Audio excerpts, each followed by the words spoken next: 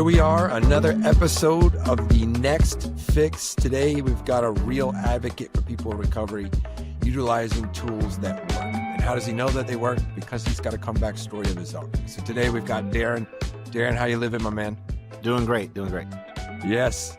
And so I'm so excited to see and hear about how he's helping people out, right? Because it's a subject that I've started dabbling in myself, like NLP and certain things out there in the space I don't know much about. And so I really want to hear from a person who has mastered these tools and actually helps people with them, right? And especially people in recovery. And so before all of that happens, Deron, what we always want to know and what every true human being desires, right, is that hero narrative, the comeback story. And so I want to know a little bit about your own challenges, right? Maybe some of your own rock bottom moments, because I know it wasn't smooth sailing. So I want to know like how you got into this space and what did that look like? Yeah. So I think metaphorically speaking, it seemed like I was like kind of going back to what you're saying, smooth sailing. I felt like I was on a boat, but I was on a raft. And when the waters got really treacherous, I realized that I couldn't really swim as far as I really needed to. So ultimately I was slowly drowning over, I would say, probably decades. So I guess there's so many moments that kind of come up in my mind at the moment, but I can ultimately say I was in my 20s. I started a gym, was doing really, really well with that. And then I came across some child custody issues, and that was like a trigger, and things just started to crumble. And from that moment, I realized like something is just not right. Gym started losing money, started losing clients, and I just fell into like this deep, dark depression. So what did that look like? I mean, and hey man, we want the nitty gritty, right? So you're staring down the barrel of your own children, like not being around, or, you know, and so as a result of that, like I'm imagining it gets back into your identity, right? Things like that. I mean, how are you navigating it, or how bad did it get? It got to the point where I actually lost custody. I have two kids now, but at the time I just had one child. It got to the point where I lost custody of my child. Like I have custody again, but during that time it was really hard, especially for any parent to be like, wow, I had custody and now I don't have custody. And it was just based off the circumstances where I ended up being with dating a client of mine at the time. And she was still married. She was going through a divorce process. So I always tell people, like, listen, if you date someone, make sure that that those divorce papers are signed and dotted. Don't go for it's in the process. Go for it's done. Long story short, like we had a child together. She was still going through the divorce process. And they ended up reconciling based off of court process and court laws. And that child is deemed to be her husband, which makes sense, right? It's like, well, if you guys are married, we're going to assume it's the husband's child. So at that moment, all the stuff that I was doing, all the legal father stuff I had was null and void. So that was a lot. Oh, that's so ridiculous. I don't know how. I'm a new father, right? Nice, and it's just very simple. It's me and my wife. It's pretty straightforward, but like you have these two worlds, like the law, right? And that was your cautionary, note there that society does have a law, and that particular relationship was murky, to say the least, because that person was legally bound to another person, and that was your barrier, because that's your child. I mean, I can't imagine, man. And so to go through that, so hard, man. And so that would explain, and that would shed a lot of light as to how a person could be severely depressed. I mean, that sucks, man. It's horrible, bro. Yeah. And Ryan, what's really important too is I truly believe like that made me depressed. From what I know now, that wasn't what made me depressed. It just shone a light on the depression that I already had. Because even prior to that, like when I reflect back on my life, I was a very successful business owner. I was generating $500,000 a year. I was a 23-year-old kid making a lot of money at the time. Was in the process of opening up 3 gyms. And it's something that I've really come across with a lot of clients that I've had in the past, where they think, okay, hey, maybe making a lot of money is going to make you happy. And then I realized, like, here I am, got all this money. I I got a lot of attention. People are coming up to me saying, "Hey, you changed my life. You saved my life." And I'm just still not feeling whole and complete. Still feeling a little bit like an empty shell inside. Even when it came to the relationship stuff, I noticed there's a pattern in my life with that where it was I would get with someone and something would happen, and it wasn't like me stepping off the horse. It was like me being thrown off the horse. Like I had a hard time recovering from any type of heartbreak or end of a relationship because I realized I attached my identity to this person. Like, okay, this person, like the gym, is going to make me happy. And I realized over time, like nothing external can make you happy. Happiness is inside you. So it took me a very, very long time through hypnosis, which I'm sure I'll dive more into later on, is what really helped me to gain clarity in that. And it was one of those things where I'm sure many people have said this to you as well. Like, I feel like I tried everything, like therapy, coaching, NLP. And not only did I do those things and try those things, but I became practitioners of those things as well, the NLPs, to where I was like, okay, well, maybe if someone can't, maybe I can learn these tools and apply it to myself. So Sure. And sorry to pump the brakes yeah, here, but so you hit on something that's such a massive lesson, or it has been for myself, is that you're checking off the boxes, right? Like you got a business. And so many people assume that when those boxes are checked off, like, what the heck is that guy's issue? You're doing 500,000, right? You got 3 gyms, you're probably in pretty good physical shape. Like, what's your freaking problem? And so now when that very unfair judgment comes along, and it does, and I'm guilty of it too. And I think most people are guilty of a bit of judgment, but what you're saying is that, yes, there's all these outside, um, influences that should give you the green light to have fulfillment, but you don't have it, right? So it's like, because it is internal, right? You can, and Tony Robbins, where he says this, right? And so it's achievement without fulfillment is the ultimate failure, right? Because it is, and it happens all the time. And here you are, a great example of that. But you had this realization that it was internally, that was where the strife was. And so, and now we mentioned some of your external strife, which is outside of your control. Another person's legal marriage. You don't have a whole lot of control, even though you caution people not to get involved, right? But it was too late. So here you are. There's an external negative influence, but then there's also the positive outside influence. And yet you're telling me that it doesn't matter because it was inside of you, right? That's the issue. it all originates within you. So ultimately, I truly believe what we're experiencing in our life is just a projection of what's happening within us. So one thing that I did during that time frame in my life is I played the blame game. Oh, my business is not growing because of this happening. Relationship's not happening because of her or because of this person. This attorney's not doing the right thing. And if I'm not taking responsibility for myself, then it's going to reflect outwardly where I'm not taking responsibility for these things that are happening in my life. And that's one thing I would say is one key to happiness is to take responsibility. Because no matter what you're going through in your life, there's always something that you can take responsibility for. And the easiest thing that you can take responsibility for is your thoughts. And if you can start with that, you'll start to see how externally the circumstances that are around you will start to shift in favor of your thoughts. And then you can start to become more in control of your feelings because of that.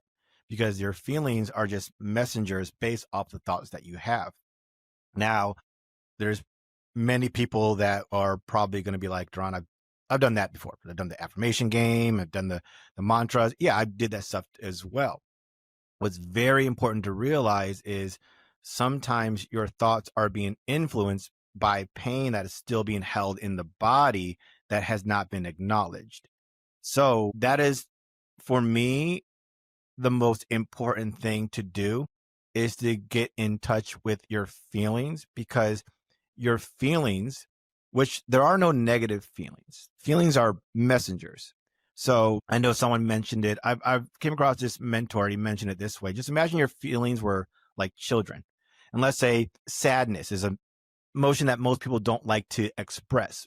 And just imagine sadness is a child and comes up to you and is tugging on your shirt and wants your attention. You're like, no, no, no, go away. Like, get in the corner of the room. Like, I don't want to talk to you right now.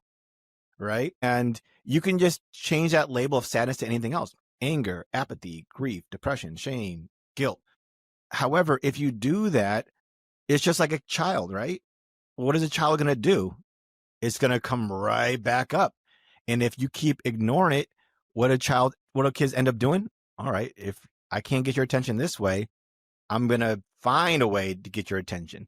Next thing you know, what happens? Like, man, I'm waking up every morning with chronic pain.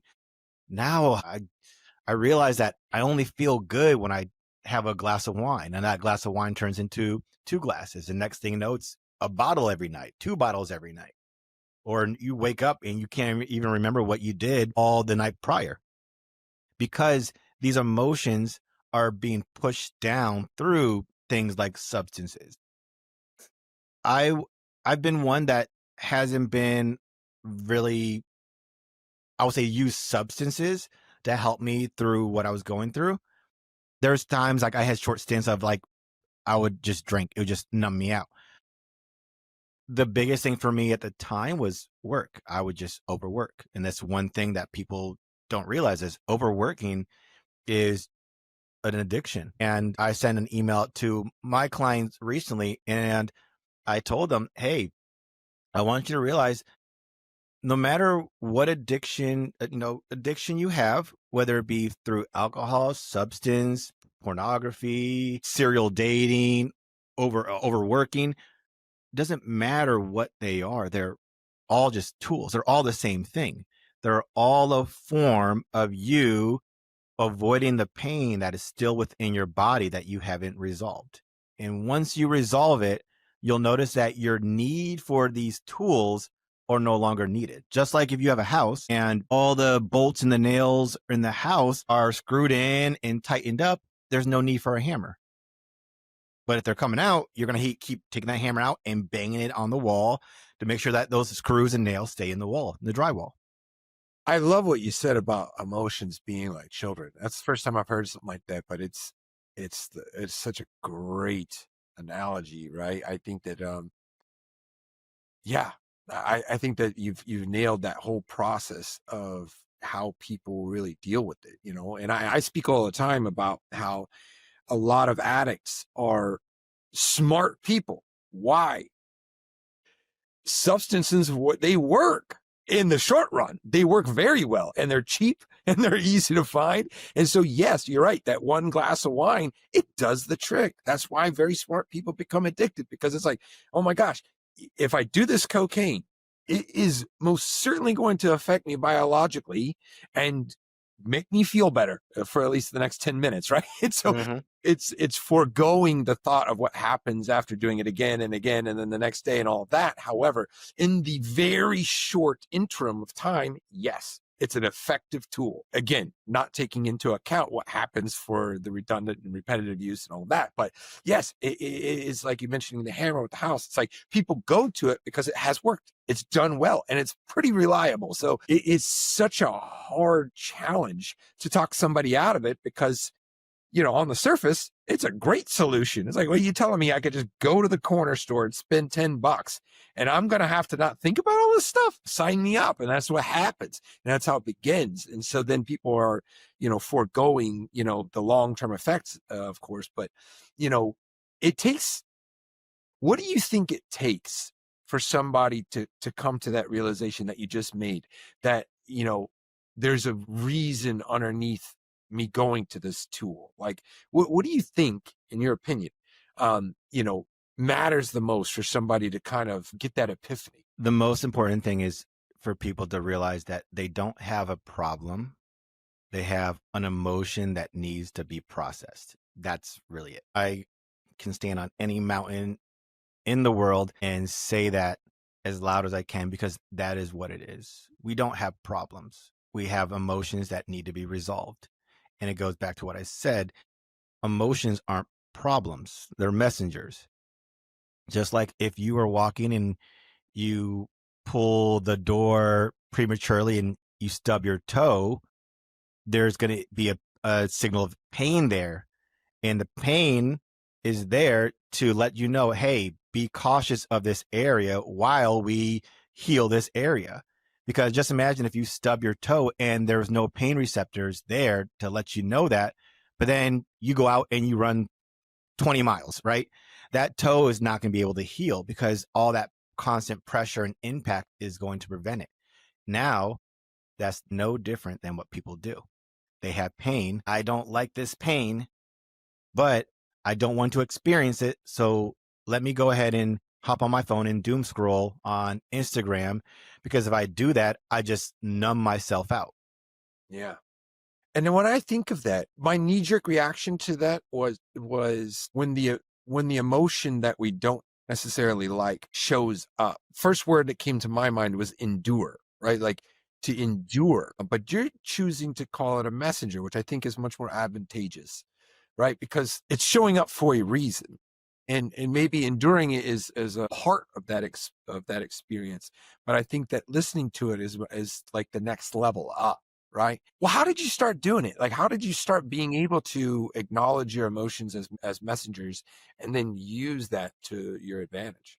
Yeah. One thing, Ryan, you said about individuals where they're very smart. Being smart could be one of the biggest drawbacks that you have in healing, because when you're very, very smart, you have the ability to analyze things, intellectualize, conceptualize things. But I'm pointing to my head because when you're doing that, what are you using? You're using your head. If you're using your head, how can you feel if you're thinking? So if there is, I would say that there's only one addiction that people have, and it's the most prevalent addiction that people have all around the world, and the addiction is thinking. That is the number one addiction in the world, thinking. People are using their mind, and they're trying to use their mind to actually solve problems. But when they're doing that, they're stuck in their head. And if you really think about it, if you're in your head, how can you feel? And sometimes people are like, well, don't you do conversational hypnosis? Yeah. But I use it in a strategic way to get people to actually get their mind to just turn off. So that way, whatever's in their body can come to the surface and then be emoted, it can be expressed. And if there's something that people think is very, very difficult, it's realizing that those emotions have been pushed down for 20, 30, 40, 50 plus years for people. And when it's time to come out, it comes out. Now, what's very important for people to realize is your subconscious mind is always going to do what's best for you in the form of keeping you safe. Your subconscious mind doesn't care that you drink 5 bottles of whiskey every night. If that keeps you safe, it's okay. Doesn't care about you making money, doesn't care about you being happy, doesn't care about any of that stuff. The number one priority of your mind is to keep you safe. That's what it is for any organism on the planet. It's safety. That's all it is. So if it knows that you drinking a bottle is keeping you safe from experiencing those emotions because it feels like you're not capable of handling them, it's going to push you to a bottle or whatever other substance. So the key with that is to get your mind to feel like, hey, it's safe. It's time to allow this to come up. I use analogy with a client where I said, think about it this way. Let's say you're in your house, you look outside the window and it's like chaos outside. You see cars on fire, you see people running around, just, robbing people. How inclined are you to go outside? And I'm not going to go outside. Yeah, of course. Right. So if your mind knows it's not safe, it's not going to bring that stuff up. However, let's say you look outside the window and you see people are having a great time, smiling, kids are having fun. How inclined do you feel like to go outside? Like, yeah, I want to be a part of that. Yeah. So the same thing with your mind. If your mind feels like it's safe to open up, and I use the analogy of the metaphor of the door, to open up the door to go outside, it will. However, it's a matter of our mind and our body being in alignment to know, hey, it's time to let this emotion release, because it's not going to do it in a stressful state. And so that's why people will overanalyze and exercise, like, why am I doing this? Da, da, da, da, da, da, da. They're causing more confusion for themselves and more anger for themselves, and they're getting upset. You're not going to release if you're angry. You have to become safe within. And people think, oh, maybe if I do calming techniques, relaxation techniques. No, feeling safe and feeling calm are not the same thing. So that's why it's very important to realize that, because you could be held hostage, but it could be calm in the house at the time, but you're still not safe. So safety is what your body needs, not calmness, not relaxation, safety. Interesting. Now, just out of curiosity though, like I'm kind of prone for like risky behavior. I mean, historically. And so like, I wonder when you're talking about the brain's like desire to be safe, like I feel like mine's broken. I feel like I'm perpetually jeopardizing my own health and even financial security. And so I feel like there's an element of myself that's like, doesn't interpret it correctly or something like that, right? Like, I don't know. If you feel inclined to like risky behavior, it's because it's stimulating. Okay. It stimulates your body. So if your body's stimulated, that is the way that cuts off that. It's like a rush, right? So certain people, I mean, you have people, it's no different than, once again, like other addictions that people have. They stimulate their body in a certain way. And if your body is stimulated, then you really don't have time. You don't have time to heal from something. And it's very similar to people that overwork. Like when I was that chronic overworker, let's say, I didn't have time to sit down and just be. Yeah. Because I was always stimulated. I was always on the computer. I was making phone calls. I was teaching classes. I was doing this. I was doing this. And like the only time I actually rested was sleep. But once I woke up, guess what? It was 4:00 in the morning. I was heading to the gym to teach class. And at that moment, stimulated. If at that time in my life, if I had nothing to do, I was hopping on the Xbox to play some video games until I had another class. So we are in a society where we're constantly stimulating ourselves, because what's really important is something that you can reflect on, and everyone else that's watching this, is what could happen if we were to just be there, doing nothing, just being. And I'm sure a lot of people are like, that sounds kind of scary. Like, it's scary. Neil, like I have been accused of not being comfortable in my own skin. And it's one of the accusations that I was like, damn, they got a point. Yeah. Like when I've been told that, I'm like, yeah, it's been a struggle for me, still is, right? To just, and I have personally, I can kind of be there a little bit more so through physical exertion. I use it. I leverage that, right? Like I'll just run.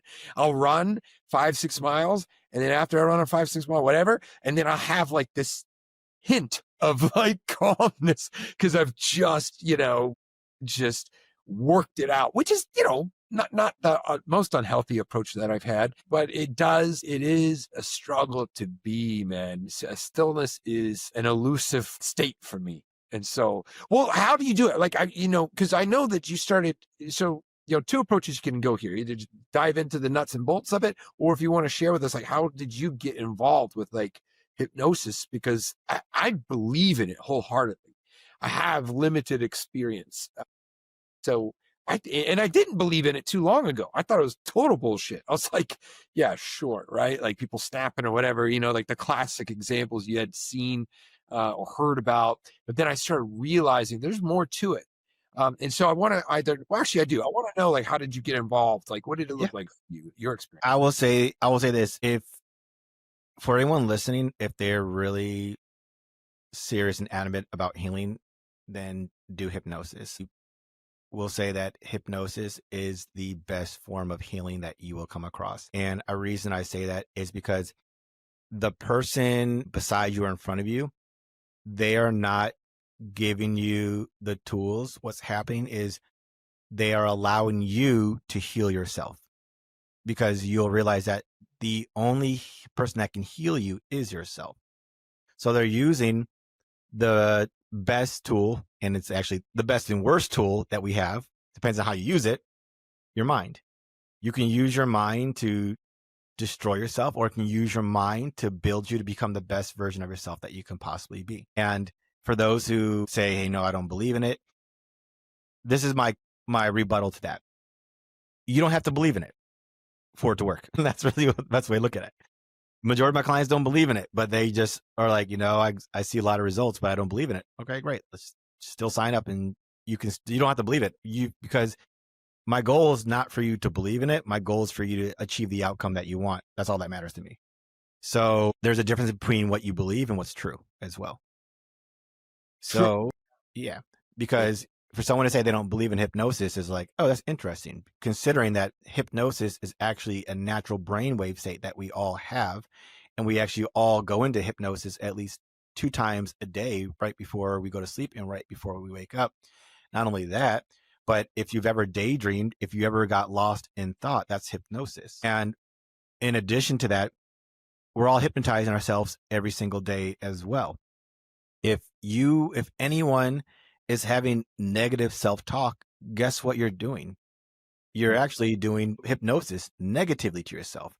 Such a dumbass. Why did I do that? You're programming yourself for more of those things. I use it obviously therapeutically to help you get out of this old, outdated program into a new program. I use the metaphor and the analogy. It's like a computer, where your computer, if it's set up for negativity, viruses, how could you be upset if it shows up a new virus every day? However, let's say you program it for an antivirus, and every time that happens, it kills off that virus. What's going to happen? It's going to run smoother. You're going to update it. You're going to improve it. Our mind is designed that way. We're just program it for what we desire, instead of us running on autopilot and continuing to program it based off what we don't desire. I don't like this. I keep doing this. Why do I do this? Asking these questions that are just perpetuating this constant loop. So how I got into it is I started off doing more of a traditional hypnotherapy approach. The traditional approach would be me telling someone, okay, hey, all right, Ryan, just go ahead and close your eyes and relax, and we're going to count down a couple stairs and just da-da-da-da-da. And over time, I realized that format, which is called more direct hypnotherapy, is helpful for about 20% of the population. And I would say, as time goes on, it's going to be helpful for less and less of those individuals. The reason why is my theory is we have that analytical mind that is questioning everything. It's so much more stimulated now because everyone's an expert nowadays. You have AI, you have ChatGPT. You go online and you realize, wait a minute, I went to high school with this kid. How is he an expert on all these things? Well, ChatGPT can make you an expert on all these things. It's not hard. It's not rocket science. Google, right? Like easily one simple prompt. Next thing you know, you have a whole 300-page, book that you can sell. So that is making people more analytical, because if I were to be like, okay, Ryan, go ahead and close your eyes and count down, look at these stairs, your analytical mind is already kicked on. It's like, okay, what color should these stairs be? Oh, wait, like, what's the width of these stairs? That pulls you out of your body. My approach that I do now is conversationally. So it's very permissive. It's very open-ended. And I use a lot of language to help an individual just get into that particular state. Just like as I'm talking right now, you're in that state, but the moment I mention that, you're going to be like, oh, what is he talking about? And then you start to nod. And then there, just like that. Because even right now, you're nodding as I'm speaking, and that's called a hypnotic nod. And what is that? That's your mind, unconscious mind, is agreeing with everything that I'm saying. So even if I were to tell someone, if someone's like, yeah, I don't believe in being hypnotized, I don't believe in it, that's okay. Because your mind's saying, I believe it. I believe it. So our body is only a conduit of our unconscious mind. And this is how come people say, don't believe what I say, but watch what I do, because your unconscious mind is your body. So when people have an illness and people have sickness, that is their unconscious mind. So it's really insightful to tap into it because that's the somatic part. So as I said, I'm just using language to help an individual bypass that analytical, what they call critical faculty, which is like the security guard of your mind. I'm like slipping him a $20 bill, like, hey, go ahead and go have a drink. So that way I can talk to this girl over Well, hey, here. man, we don't be telling people to go have a drink. Even the Oh security. yeah. Nice. I'm telling them go to the gas station and buy some Doritos or something because I want to get into this club. But that's it's so useful and kind of touching on how my beliefs, when I heard a hypnosis, I had a belief about hypnosis. And so what changed that for me to be okay with it and think that it's legitimate and it has efficacy, right? Well, because somebody called it neuro-linguistic programming. All of a sudden I'm like, oh, that sounds way better to me. My beliefs were like what did you call it? The critical, what was it? A critical faculty. Critical faculty went to the damn gas station, got the hell out of there. And I'm like, oh, because it's neuro-linguistic programming. That's okay with me. My belief says that it has real efficacy, not hypnosis. And so if that was my security guard taken off, I was like, okay, I could believe in that. And so that was exactly what happened. It was for myself. And then again, I have dabbled. And so for yourself, right? So you're starting, and now you started touching into kind of your initial approach, which you think is not as successful because of what's happening with AI and things like that, and how people are changing in our society. And so what does that conversational approach look like in contrast to the traditional like countdown and then that kind of? Yeah, so the traditional approach is conversation, and we're just on Zoom or in person. We're just having a conversation, and the conversation is guiding them to that outcome that they want, because I'm using particular things to help them get into that state of trance. Because once they're in trance, then you're good. Like, okay, they're receptive. They're very open to it. Because let's say someone's like, nope, I don't want to be hypnotized, and they're on guard. It's like, okay, that's fine. Like, I'll still be able to get around it because it's just a natural state. So it's just using very permissive language that's very subtle. And it's like, and something that it's being very indirect.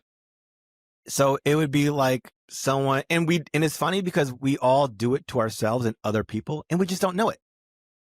It would be like someone saying like, man, I'm really, really hungry. And then someone's like, you know what? I'm getting hungry too. Right?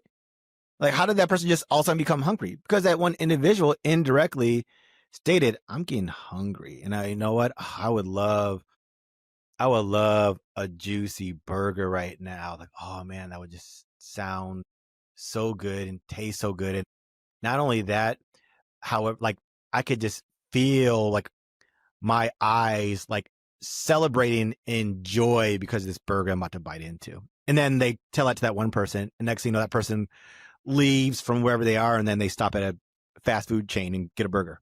And they're like, I don't know why I'm craving a burger right now, because they were indirectly, it was a suggestion for them given to them indirectly. A lot of marketing is that way. And it's funny because I explained to people that a lot of the marketing is not set up for our advantage. So you can see billboards that will say, don't drink and drive. Your mind cannot process don't as an image. So I learned that, and that is so important to know that we cannot, the but and the don't, minds don't see it. They only see that message. And so, yeah, I agree with you, man. And that was something very peculiar that I had learned. Yeah. So you can use those in the hypnotic sense, strategically. However, I mean, to me, my whole thought process on that is, okay, you see this billboard says, don't drink and drive, or don't do drugs. Like, your mind's creating an image of drink and drive or do drugs. And then, of course, you get caught drinking. Guess what? There you go. $10,000 DUI, And where's that money go? I'm like, well, it's probably going to the exact same pocket as the person that put up that billboard. That's just my take on that.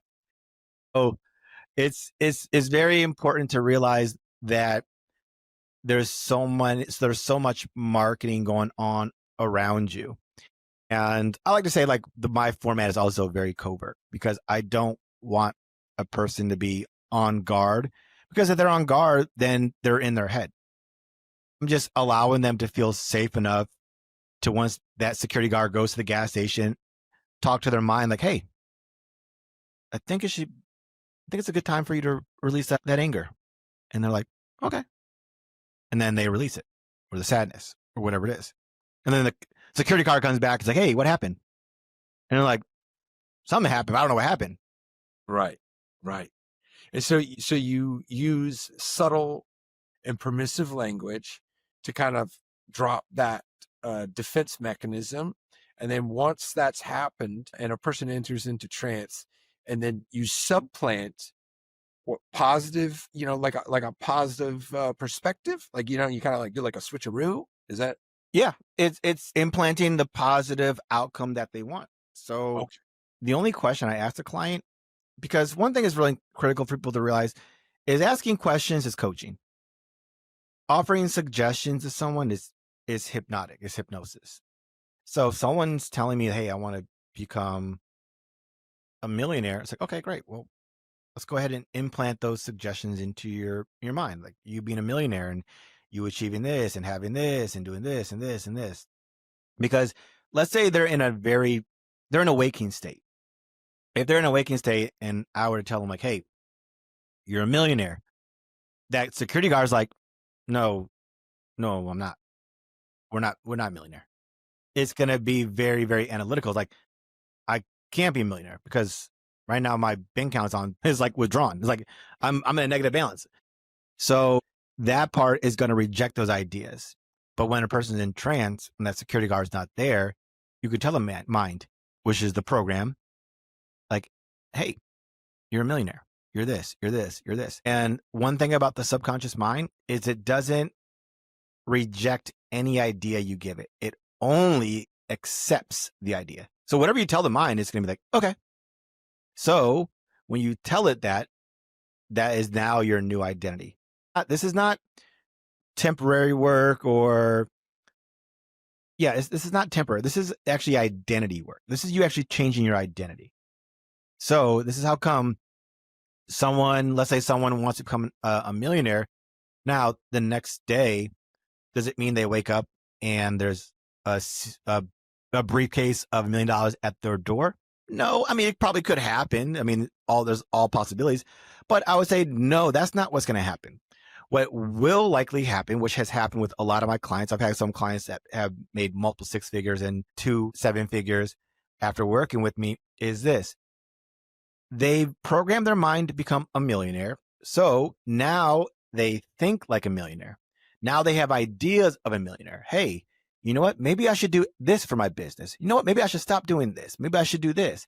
They're getting ideas, which I call resources, to become that identity state. Now you replace millionaire with any other identity. I want to be a person that no longer drinks. Okay, well, what is it? If you're not drinking, then what are you? Okay, I'm sober. Okay, so now that person can think like a sober person. What are they doing? How are they acting? How are they feeling? How are they behaving? They're now doing those things. The key thing, Ryan, is they're not doing those things with effort. They're not forcing themselves to do it. They're just naturally doing it, because this is a changing your identity. Just like you and I don't have to continue telling myself, I'm Deron. My name's Deron every single morning. Just like you don't tell yourself every morning, I'm Ryan. That's you trying to convince yourself. This is identity. You just know I'm Ryan. Just like I know I'm Deron. Like, you don't have to question that. That's identity versus actually using conscious effort of, okay, I'm a millionaire. Like, no, you don't have to do that, because the change already happened on the subconscious level. And that's and this it touches on a few things, right? Because if you tell yourself don't drink, and you've got a drinking problem, it just doesn't work, right? Because again, like as we had mentioned, like your brain, your mind doesn't process the don't. It's only thinking about drinking. So, and now simultaneously, you're saying when you identify with a person who doesn't drink, that's when you have achieved not drinking, right? And so it goes for a person who has never smoked. And this is a great example. It's been used before, but like, if I offered you a cigarette and you just have never smoked, it's not even a thing for you.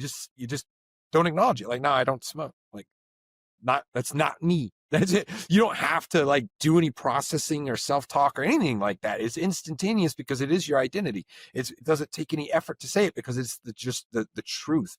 And so that is the ultimate goal, right? But people go about it the wrong way and they just white knuckle it, right? Like, I'm not going to drink. I'm not going to drink. I'm not going to drink. And sometimes, and well, most times, there is a bit of what I call the trenches, right? Where it's like, stay the hell away from the liquor store. Like if, sometimes that is a bit of the white knuckling approach because, it's just foolish to leap that far ahead when you're not quite there.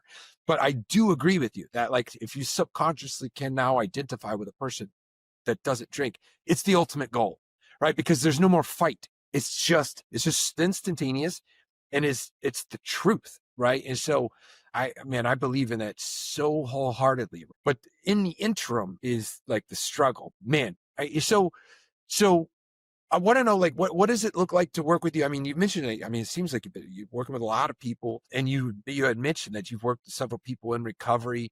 I mean, I guess what does all that look like, and what have you been doing and applying with this, right? Like, well, is that what you're doing? Like, is that your business model? Like, I want to know. Yeah, that is the business model, and that's what's great about it. There's no homework, there's no task to do. It's just, what is it that you desire? Okay, let's make the change on the subconscious level. Done. And this is not to take away from all the other modalities that people are doing. I tell people, if what you're doing is working, keep doing it. Like, you don't need me if what you're doing is working. However, if you're trying to convince yourself what you're doing is working, that's a different story. Because you don't need to convince yourself. You either know that it's working or it's not working. And you have to be honest with yourself about it. Like, no, it's not working. And something that's very essential to know is when it comes to people that have an addiction to something, you have to realize, once again, it goes back to what I said. You don't have an addiction, you have an emotional problem. So you could try to white knuckle it. You could try to tell yourself, I'm going to do everything I can I'm not going to drive down the street that has a liquor store. Okay, great. Use a lot of effort. Your mind's more clever than you think. You may believe that you've overcame that addiction, but your mind's going to find something else for you to get addicted to. Because it needs a tool to help you with that emotion that we don't want to express or actually feel. And I'll tell people, yeah, those emotions, when they come out, it can be very uncomfortable. But that's the only way for emotions to be expressed. They have to be expressed. You don't want to avoid them, because think about what's happening is people's strategy is the same thing that they're doing with their emotions. I'm going to avoid the liquor store. Just like I'm going to avoid that emotion. You have to feel the emotion. You have to feel it. One of my favorite quotes is, you have to feel it to heal it. And sometimes people say, oh, Deron, I cry all the time. No, that's a surface level cry. When you have that cry, I say that it's called the cry. When you have the cry, So a lot of people talk about a healing journey. I don't believe in a healing journey. I call it a healing decision. It's a decision of, I'm ready. However, you can consciously be ready. However, most importantly, your unconscious mind has to be ready, because it goes back to, I need to know that you're going to be safe. That's all it cares about. So yeah, the process is very straightforward. It's very simple. People ask me, how do I prepare for it? Tell them, you don't prepare for it. I don't prepare for sessions at all. I don't know what's going to come up. All I know is that they're going to get the outcome that they want. That's the only intention that I have, because I'm so intuitive with the process too. Because when two individuals are in alignment, what can happen is I can pick up information from them that they may not be acknowledging, and I'll give them that information and they'll be like, oh my God. So people talk about psychics and stuff like that. We're all psychic. We all just have to be in that aligned state to really receive information from someone. I mean, the more aligned we are with someone, the more information we can pick up from someone. That's all it is. And when you do that, you're like, hey, you know what, Ryan? Yeah. I mean, for example, it actually worked with you. Like, I brought up something about running, and then you said, I guess 20 minutes later, like, yeah, I go out for a 5-minute run and just hit it. I was like, oh, look, I mentioned running. And that happens with clients sometimes. Sometimes I'm like, yeah, it's kind of like when you go to the grocery store and you pick up this. And then they're like, I just did that the other day. I'm like, I don't know where that came from, because I'm not thinking about it. It's just coming out. I love it, man. That's awesome. Yeah, but like I said, I believe in it now, and so I get this experience to hear it from real practitioners, man. And so I think it's amazing. Well, all right. Well, let everybody know where to find you, Deron. Like, how to work with you. They want these breakthroughs. They want their security guard to their mind to take a hike. Like, how does it look like? Where do they go? Yeah, so I'm active on Instagram, Deron_Singh. The same with YouTube, and then my website, DeronSingh.com. You can head to my website. You can apply to work with me there, and that way you can give me an idea about what's really going on. And then ultimately, one thing I like to tell people also, Ryan, is all I need to know is what is it that you want as an outcome. Your story. Everyone has a story. Everyone has a narrative. With hypnosis, it's great because you realize that doesn't matter. That's all I need is, what is your desire? Because at the subconscious level, that's what's going to be programmed. And whatever is in the way is going to remove itself, because it's no longer in alignment with the new desire, new program that you have. So those are the areas that I'm active. I post quite often on Instagram and post long form videos on YouTube. And then once again, my website. I love it. I think there's so much value in there. If people have the courage to give it a shot, I think that is very useful. And I love the orientation towards the future, because I haven't found a lot of value personally with reliving my past. I tell my story, of course, but it didn't do me much good. I was like, I need to get the hell away from that, right? So being solution oriented, wow, I think that's very useful. So I really appreciate your work out there, man. All right, everybody. This has been another episode of The Next Fix with Deron. Go check him out and get your mind right. See ya.